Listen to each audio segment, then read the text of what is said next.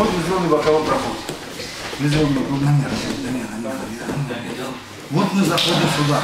И он ту ногу выставил, допустим, в упоре, да? Вот он выставил, да? Здесь, да. Мы вот эту ногой цепляем. Цепляем его ногу. Цепляем. Вот. Если он тут не падает,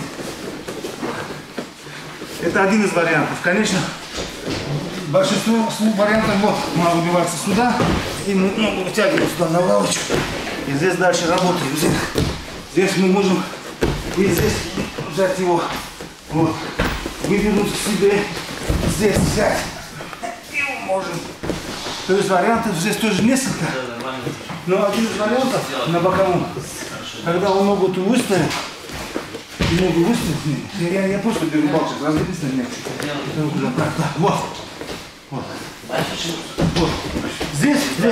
На самом деле сейчас тоже можно просто руку выдернуть, да? Но если такая ситуация жесткая, вот, здесь. Ну, здесь тоже я просто вышел здесь. Хотя,